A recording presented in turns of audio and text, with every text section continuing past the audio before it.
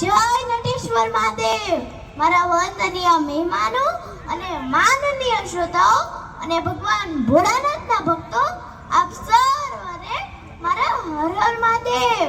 આજના પાવન પ્રસંગે મને ભોળાનાથના ચરણોમાં મારી વાણી અર્પણ કરવાની તક મળી, એ માટે હું ખૂબ જ ગૌરવ અનુભવું છું.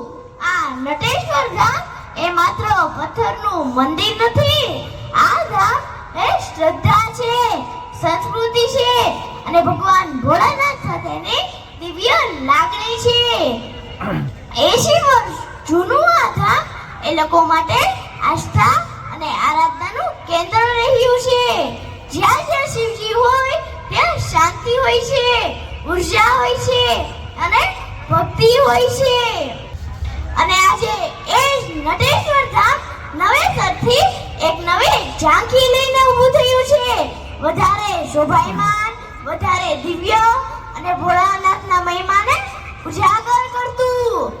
અને આજે એ જ નવું મંદિર જે ખૂબીથી અને ભાવના સાથે તૈયાર થયું છે, એ પાછળ અનેક ભક્તજનોનું અદ્રશ્ય પરંતુ મહાન યોગદાન છે. કોઈ સમય આપ્યો, કોઈ શ્રમ આપ્યો, કોઈ દાન આપ્યું, પણ દરેકના હૃદયમાં ભોળાનાથ માટેની અનન્ય ભક્તિ છે. મારા અંતરના ઊંડાણથી તે તમામને નમન, જેમના પરસેવાથી આ પવિત્ર મંદિર ફરીથી જીવંત થયું. આજે આપણે નટેશ્વર ધામ મહોત્સવમાં આપણે સૌ કોઈ ઉર્જા અનુભવીએ છીએ, એ ભોળાનાથ આપે છે. ચાલો આપણે સંકલ્પ કરીએ કે આપણા હૃદયમાં હંમેશા શિવધૂન રૂંઝતી રહે. ઓમ નમઃ શિવાય, ઓમ નમઃ શિવાય.